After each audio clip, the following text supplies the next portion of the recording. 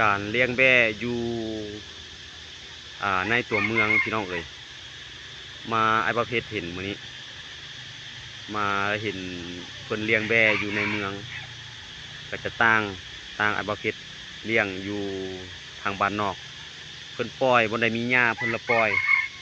อยใส่พี่น้องนี่แบ่มีตัวงามๆนี่นะแล้วก็เอาใส่รถ Hyundai เฮ็ดเรือนมาแล้วก็มาปล่อย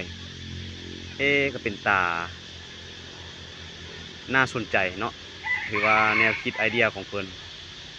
เด้เกี่ยมบางตัวก็เกี่ยมขึ้นละอันนี้เป็นสถานที่แล้วก็จิตใจเพิ่นอยากเลี้ยง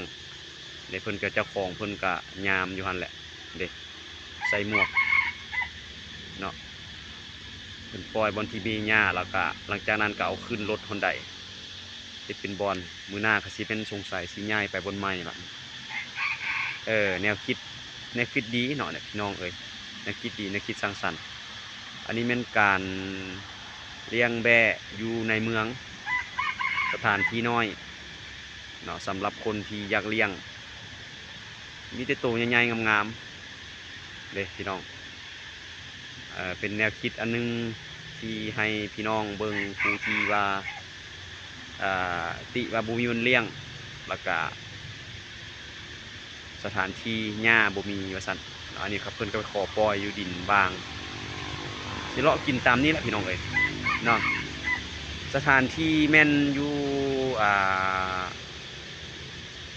สีไข่เนาะไอ้บ่าวเพชรมาลงมาซื้อน้ำกินแล้วเห็นก็เลยมาทายให้พี่น้องผู้ที่อยากเลี้ยงแบะที่มีว่าบ่มีสถานที่เนาะวิธีแก้ไขเด้อพี่น้องเด้อเอาใส่รถไปปล่อยบนใดมีหญ้าเราใส่รถไปปล่อยพี่น้องเนาะอันนี้แนวคิดดีโอ้แนวคิดดีเดี๋ยวเจ้าของเพิ่นกำลังไล่มาเนาะสำหรับพี่น้องเฮาที่อยู่บ้านนอกแล้ว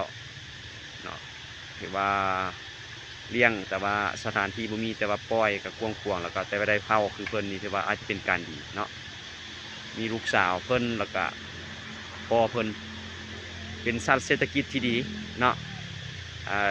มีแต่ตัวงามๆเอาสำนี้ก่อนอัปเดตให้เป็นกำลังใจให้พี่ให้น้องผู้ที่อยาก